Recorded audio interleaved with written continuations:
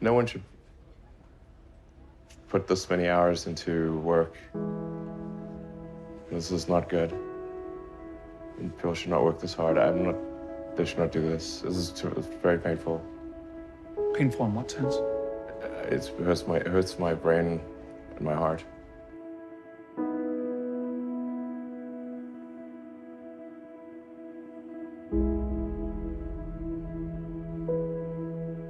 If you're starting a company, you need to work super hard. So what does super hard mean? Well, when my brother and I were starting our first company, instead of getting an apartment, we just rented a small office and we slept on the couch.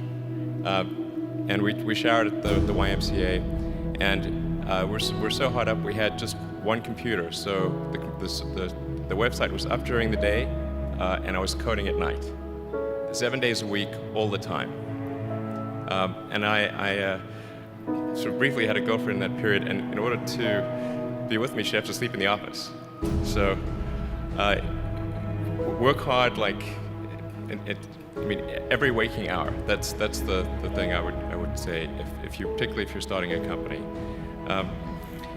And I mean, if you do simple math, say like, okay, if somebody else is working 50 hours and you're working 100, you'll get twice as much done in the course of a year as the other company.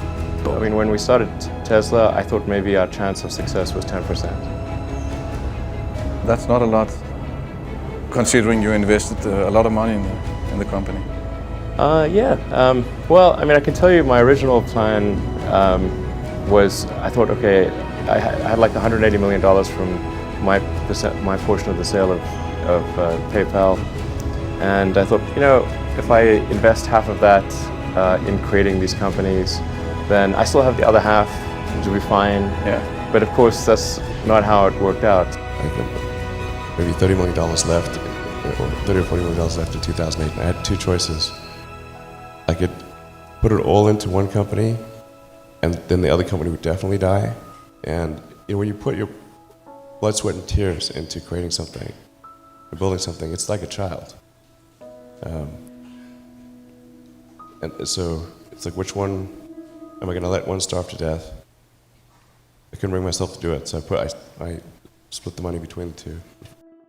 Really liking what you do, whatever area that you get into, you know, even if you're the best, there's always a chance of failure. So I think it's important that you really like whatever you're doing. If you don't like it, life is too short.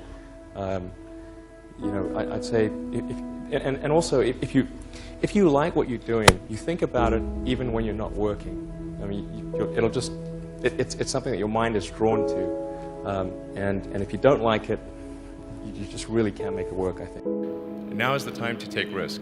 But as you get older, your obligations increase. So and once you have a family, you start taking risk not just for yourself, but for your family as well. It gets much harder to do things that might not work out. So now is the time to do that before you have those obligations. So I would encourage you to take risks now. Do something bold. You won't regret it. I'd give to people starting companies, to entrepreneurs in general, is really focus on making a product that your customers love. And it's so rare that you can buy a product and you love the product when you bought it. There are very few things that fit into that category. And if you can come up with something like that, your business will be successful for sure. There's no need even to have a college degree at all, or even high school. I mean, if somebody graduated from a great university, that may be an indication that they will be capable of great things, but it's not necessarily the case. Bill Gates, Larry Ellison, Steve Jobs, these guys didn't graduate from college. But if you had a chance to hire them, of course, that would be a good idea. I think one of the biggest mistakes people generally make, and I'm guilty of it too, is wishful thinking. You know, like you want something to be true, even if it isn't true.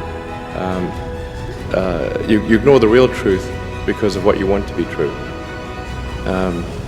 This is a very difficult trap to avoid. And like I said, it's certainly one that I find myself in having problems with. But if you just take that approach of you're always to some degree wrong, and your goal is to be less wrong. So a challenge for entrepreneurs is to say, well, what's the difference between really believing in your ideals and sticking to them versus pursuing some unrealistic dream that doesn't actually have merit? And that is a really difficult thing to tell. Can you tell the difference between those two things? So you need to be sort of very rigorous in your self-analysis. I think certainly extremely tenacious, and then just work like hell. I mean, you just have to put in, 80 to 100-hour weeks every week. And That's then a lot of work. all those things improve the odds of success. Okay. I mean, if other people are putting in 40-hour work weeks and you're putting in 100-hour work weeks, then even if you're doing the same thing, you know that in 1 year you will achieve what they achieve. You will achieve in 4 months what it takes them a year to achieve.